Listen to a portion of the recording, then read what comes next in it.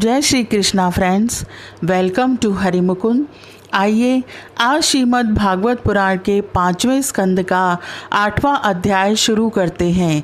इसमें श्री सुखदेव जी राजा परीक्षित को भरत जी का मृग के मोह में फंसकर मृग योनि में जन्म लेना, इसकी कथा बता रहे हैं। श्री सुखदेव जी कहते हैं, एक बार भरत जी गंडकी नदी में स्नान कर नित्य नैमित्तिक तथा शौच आदि अन्य आवश्यक कृत्यों से निवृत्त हो प्रणव का जप करते हुए 3 मुहूर्त तक नदी की धारा के पास बैठे रहे। इसी समय एक हिरनी प्यास से व्याकुल हो जल पीने के लिए अकेली ही उस नदी के तीर पर आई। अभी वह जल पी ही रही थी कि पास ही गरजते हुए सिंह की लोक भयंकर दहाड़ सुनाई पड़ी। हिरन जाति तो स्वभाव से ही डरपोक होती है। वह पहले ही चौकन्नी होकर इधर उधर देखती जाती थी। अब ज्यों ही उसके कान में वह भीषण शब्द पड़ा कि सिंह के डर के मारे उसका कलेजा धड़कने लगा और नेत्र कातर हो गए। प्यास अभी बुझी न थी, किंतु अब तो प्राणों पर आ बनी थी। इसलिए उसने भयवश एकाकी नदी पार करने के लिए छलांग मारी। उसके पेट में गर्भ था, अतः उछलते समय अत्यंत भय के कारण उसका गर्भ अपने स्थान से हटकर निकलकर नदी के प्रवाह में गिर गया। वह कृष्ण मृग पत्नी अकस्मात गर्भ के गिर जाने, लंबी छलांग मारने तथा सिंह से डरी होने के कारण बहुत पीड़ित हो गई थी। अब अपने झुंड से भी उसका बिछोहा हो गया, इसलिए वह किसी गुफा में जा पड़ी और वहीं मर गई। राजऋषि भरत ने देखा कि बेचारा हिरनी का बच्चा अपने बंधुओं से बिछुड़कर नदी के प्रवाह में बह रहा है। इससे उन्हें उस पर बड़ी दया आई और वे आत्मीय के समान उस मात्रहीन बच्चे को अपने आश्रम पर ले आए। उस मृग छोने के प्रति भरत जी की ममता उत्तरोत्तर बढ़ती ही गई। वे नित्य उसके खाने पीने का प्रबंध करने, व्याघ्र आदि से बचाने, लाड़ लड़ाने और पुचकारने आदि की चिंता में ही डूबे रहने लगे। कुछ ही दिनों में उनके यम नियम और भगवत पूजा आदि आवश्यक कृत्य एक एक करके छूटने लगे और अंत में सभी छूट गए। उन्हें ऐसा विचार रहने लगा कि कैसे खेद की बात है, इस बेचारे दीन मृग छोने को कालचक्र के वेग ने अपने झुंड, प्रिय और बंधुओं से दूर करके मेरी शरण में पहुंचा दिया है। यह मुझे ही अपना माता पिता, भाई, बंधु और यूथ के साथी संगी समझता है। इसे मेरे सिवा और किसी का पता नहीं है और मुझ में इसका विश्वास भी बहुत है। मैं भी शरणागत की उपेक्षा करने में जो दोष हैं उन्हें जानता हूँ, इसलिए मुझे अब अपने इस आश्रित का सब प्रकार की दोष बुद्धि छोड़कर अच्छी तरह पालन पोषण और प्यार दुलार करना चाहिए। निश्चय ही शांत स्वभाव और दीनों की रक्षा करने वाले परोपकारी सज्जन ऐसे शरणागत की रक्षा के लिए अपने बड़े से बड़े स्वार्थ की भी परवाह नहीं करते। इस प्रकार उस हिरन के बच्चे में आसक्ति बढ़ जाने से बैठते, सोते, टहलते, ठहरते और भोजन करते समय भी उनका चित्त उसके स्नेह पाश में बंधा रहता था। जब उन्हें कुश, पुष्प, समिधा, पत्र और फल मूल आदि लाने होते तो भेड़ियों और कुत्तों के भय से उसे वे साथ लेकर ही वन में जाते। मार्ग में जहाँ तहाँ कोमल घास आदि को देखकर मुग्ध भाव से वह हिरण शावक अटक जाता तो वे अत्यंत प्रेमपूर्ण हृदय से दयावश उसे अपने कंधे पर चढ़ा लेते।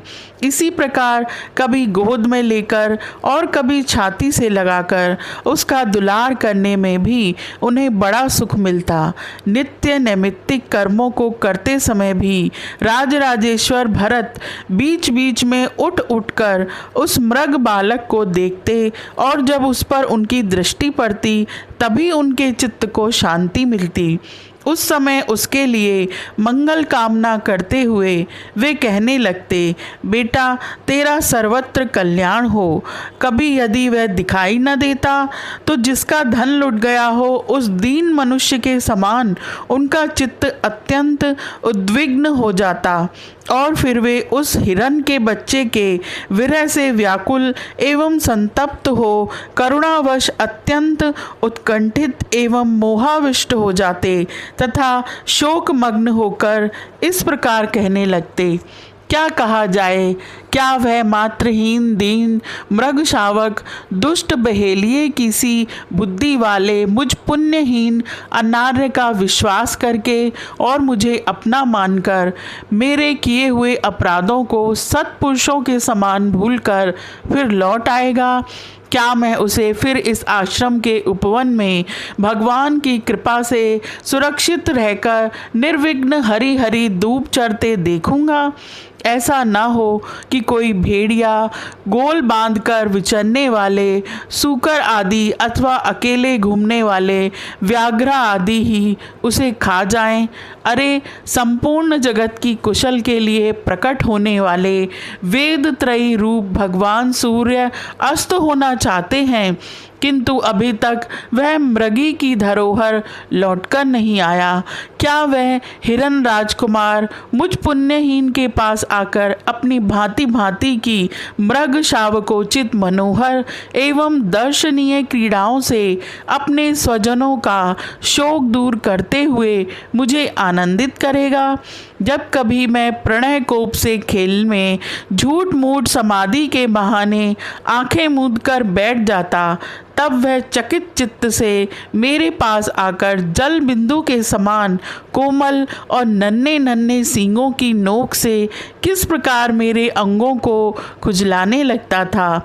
मैं कभी कुशों पर हवन सामग्री रख देता और वह उन्हें दांतों से खींचकर अपवित्र कर देता, तो मेरे डांटने डपटने पर वह अत्यंत भयभीत होकर उसी समय सारी उछल कूद छोड़ देता और ऋषि कुमार के समान अपनी समस्त इंद्रियों को रोककर चुपचाप बैठ जाता था। फिर पृथ्वी पर उस मृग शावक के खुर के चिन्ह देखकर कहने लगते, इस तपस्विनी धरती ने ऐसा कौन सा तप किया है जो उस अति विनीत कृष्ण सार किशोर के छोटे छोटे सुंदर सुखकारी और सुकोमल खुरों वाले चरणों के चिन्हों से मुझे, जो मैं अपना मृगधन लुट जाने से अत्यंत व्याकुल और दीन हो रहा हूँ, उस द्रव्य की प्राप्ति का मार्ग दिखा रही है और स्वयं अपने शरीर को भी सर्वत्र उन पद चिन्हों से